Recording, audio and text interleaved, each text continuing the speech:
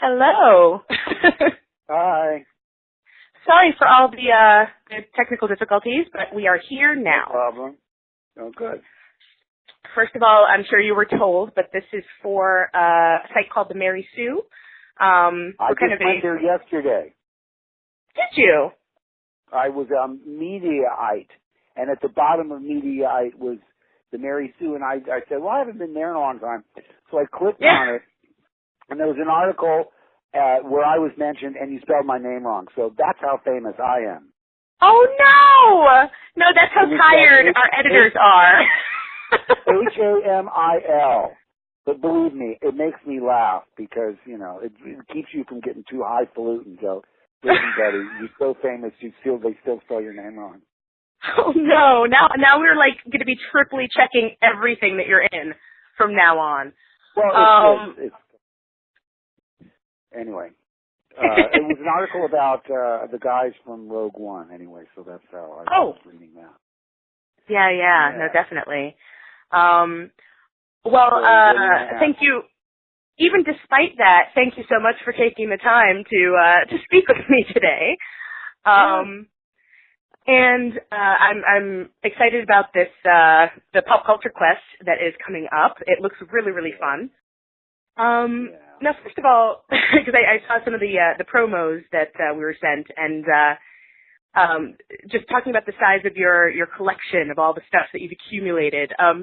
I'm curious how your family and friends react to your collection. Are they like as into it as you are? Are they do they think you're kind of bananas for having all this crap in storage? Like, what's the response from? I don't want to paint with a broad brush.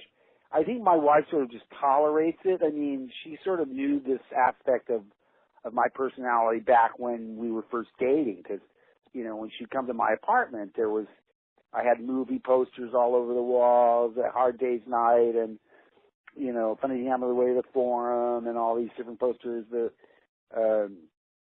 and just toys in general. I mean, I think what happened was I sort of wanted to recollect the things that I had as a kid that I was shamed into giving away as a, you know, come on, you're too old to be hanging on to this, you know, Jimmy Olsen comic. Give it to, you know, a kid.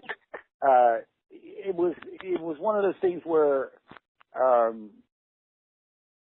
I don't think I was really trying to recapture my childhood in any way. It's just I thought, well, now that I have a little money to spend, what is it that I would really love? And it happened sort of organically and very early on. I mean, I was still in college when a girl was going away to the East Coast to go to college, and she was selling her Beatles collection, her Beatles memorabilia. In fact, just the other day, Mary Lou came in. She has the original little piece of notepaper that was a listing of all the things I bought from her. The bobbing head dolls and two lunchboxes. Yeah, all these things. Like, it was like 14 items, $126. Now, any one of those items now is worth more than that. But I'm talking about like 1970. And the only reason I decided to buy it was I was a huge Beatles fan. I was crushed when they broke up. And even though I'd only bought the records and thought all the other stuff, you know, come on, who would buy the Beatles Flip Your Wig game? That's so silly. Suddenly, that became a very desirable item to me, to sort of hang on to whatever vestiges of the band that I could, because I couldn't believe they were breaking up. And so that was kind of the start of my collection. But my collection's all over the place. It's whatever I like. You know, whether it's a lunchbox from a TV show I like, or the Aurora model kits that I wasn't able to get when I was a kid, because, you know, they were expensive for, you know, for someone my age at that time. And, you know, but it's not really consistent. There's almost no rhyme or reason. It's sort of comic book related, but rock and roll too, board games of all kinds, the sillier the better. But it's one of those things. The show came out of the fact that I collected so many things that there was no other room to, you know, I mean, I said to Mary Lou, you know, that's my wife, it's really a sign that here we are renting storage space in Port Hueneme, which is like 90 minutes away from here, just to store my stuff. I've got to get a handle on this because it's really out of control. And when the opportunity for this show came along, I said, you know what? This would be a great way to continue collecting through other people.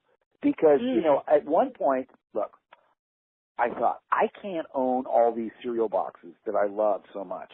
But you can buy these books that have color photographs of whatever it is, whether it's the Aurora model kits or the cereal boxes or the comic book. I mean, there's so many catalogs for the items that if you can't own the item, you can at least have a nice photograph of it. So I started trying to get it, you know, feed my habit by buying those kind of catalog books, auction books and so forth.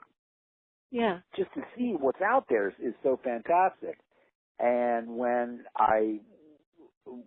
we first started talking about making this show, I thought this would be a great way to not only meet all these fellow collectors, because it doesn't matter. You collect Barbies. I don't collect Barbies, but the impetus that makes me want to collect and makes that other person want to collect Barbies is the same. There's a real sort of connecting tissue between what makes a collector. So I became really fascinated, not just with the collections, but the people behind these collections. And it's also fun to pretend like I'm, you know, do what you do for a living. I mean, I'm a pretend journalist. You're a real one. But like I say, it's kind of fun to be asking the questions instead of answering them. Oh, it totally is. And I was going to ask, are there any favorites already? Like, are there ones that you particularly look forward to us seeing? Any particular people or pieces that we have to look forward to?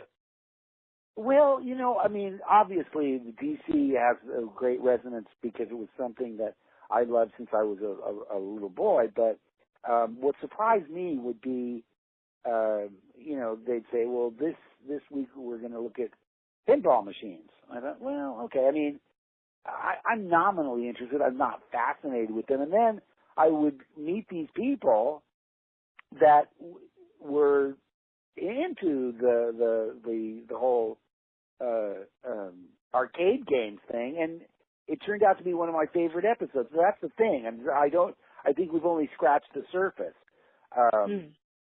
It's you know, there was a chance. I wanted to go to this guy in London. He's not even in London. He's like outside. He's like in the countryside of England.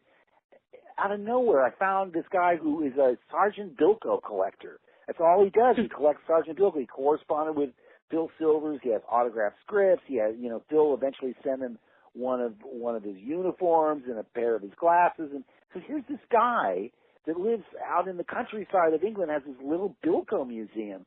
We weren't able to do it in this set of shows because I was in England doing episode 8, and my crew was back here, and it just didn't work out. I mean, I talked to the guy. He was open to it. I mean, if we do any more, he'll be high on my list. But you know, like I say, it's like you know, we haven't really even begun to scratch the surface of what's out there. But I mean, again. Wow. I did this for fun. I did it because it's a way to go to my happy place, and I think it's a diversion, you know, from everyday the realities of our everyday existence. I want it to be, you know, fun, like doing the jumble or a jigsaw puzzle or something that's fun, but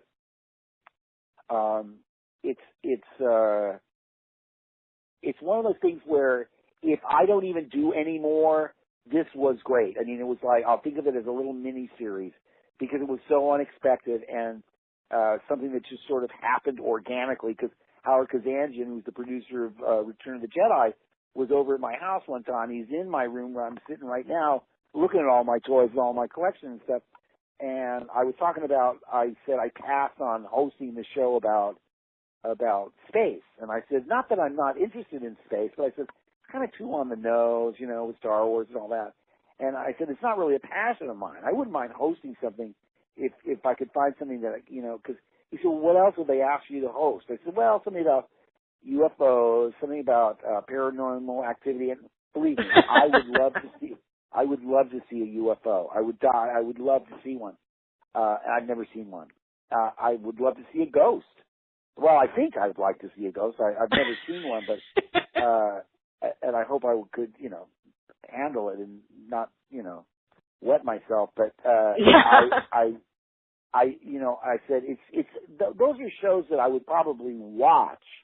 I don't know so much that I could really get behind them. And Howard looking around in my collection, he goes, "This should be the show right here." And I said, "What?" He goes, "Oh, look at all these toys. Why don't you let's do a show about collecting?" And that's what started us off. So it happened sort of organically, but we'll see what happens. Because, I mean, by the way, it's a lot more work than I imagined. Producing a TV show is not easy, or even a digital show. No, it's not. It's not. And like you say, I mean, one of those things that happens is you go around and you pitch these things, and you're so used to being rejected that by the time someone says, "Yeah, it's a good idea, let's do it," it doesn't really compute.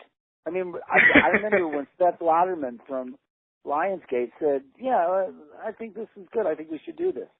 Yeah, I paused, and then I continued pitching the show. And he goes, Mark, stop. We want this." I kept, but it just didn't seem real to me. It's like you don't think of it as a tangible show. It's like, this is what I do. I pitch the show that no one will buy. And eventually it happened, and here we are. So what I'd love to hear is I'd love to hear feedback from you and your viewers and your readers. What do you want to see me, because there's Civil War memorabilia, there's, political memorabilia through the ages. I mean, there's so many things that we didn't get to, like the model kits and the board games and so many things. So we've only scratched the surface. Really. And how many episodes have you filmed so far? There's 10. Okay.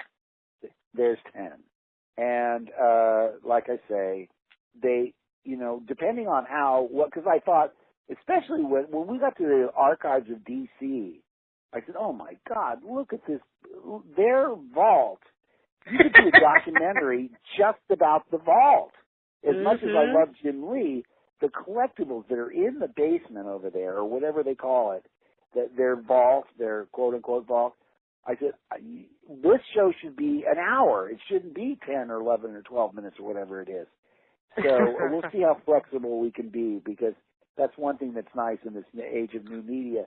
You don't have to exactly conform and do a 22.5-minute show for a half-hour slot, or, a 44 or 45-minute show for an hour slot. You can sort of, play with the length a little bit. But we're just finding our sea legs and seeing what works and what doesn't. Yeah. Well, no, it seems like a really cool idea. Just very quickly, kind of shifting gears just to the acting stuff for a second, because obviously our readers have loved seeing you on, like, The Flash, for example, as Trickster, or, hearing you as the Joker and stuff. When you're taking on new projects now, what do you look for in a role? What kind of thing speaks to you these days? A lot of times what happens is I always like a challenge. I like doing things that I've never really done before.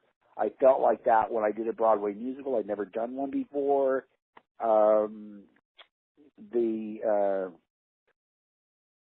The thing is, I mean, as I've been really lucky, because there's been such a resurgence of interest in things that I was associated with before, not just Flash and the Joker coming back, or Luke coming back, but Chris Roberts and I got together again to do, not really a sequel to Wing Commander, because he doesn't own the rights to that, but it's, for all intents and purposes, it's a sprawling space saga that Chris does so well. And again, I mean, I didn't even have to read the script on that. I had trust Chris so much, and I wanted to work with him again. So, I like a challenge, and I like it to be fun.